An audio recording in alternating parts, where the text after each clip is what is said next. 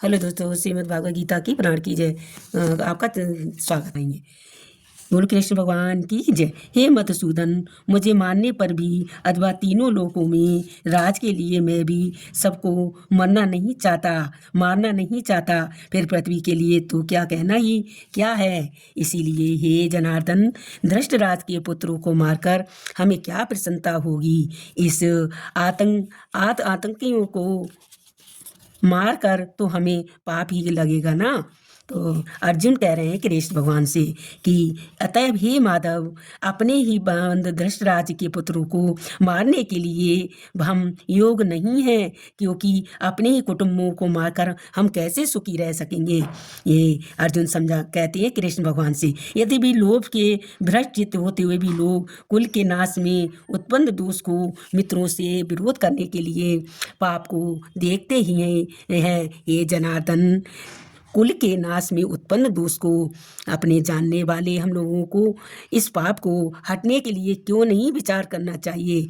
कुल के नाश में सनातन कुत्र धर्म नष्ट नहीं हो जाते। धर्म के नाश हो जाने पर संपूर्ण कुल में पाप भी बहुत फैल जाता है।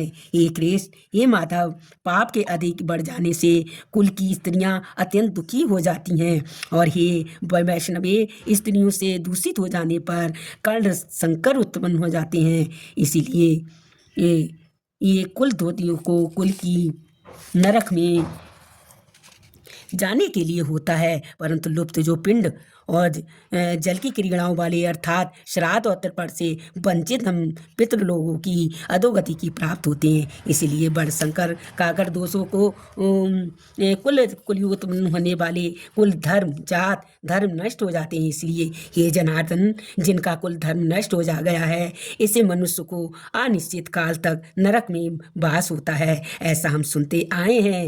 हे सो, हम लोग बुद्धिमान होकर भी महान पाप करने को तैयार हो गए हैं, जो राज और सुख के लोभ में स्वजनों के मारने के लिए उगत हो गए हैं। ये कौन कह रहा है? अर्जुन समझा रहे हैं कृष्ण भगवान को, लेकिन कृष्ण बार बार यही कह रहे हैं, तुम तैयार हो और उद्गत हो गए हो। यदि तुम शस्त्र रहित एवं सामना न करने वाले को शस्त्र हाथ में लिए हुए धृतराष्ट्र के पुत्र रण में मार डालो, तो वह मारना भी मेरे लिए अधिक कल्याणकारक होता है। संजय बोले, रणभूमि में शोक में उद्विग्न मरने वाले अर्जुन इस प्रकार कहकर बाण रहित धनुष को त्याग कर रथ के पिछले भाग में बैठ गए।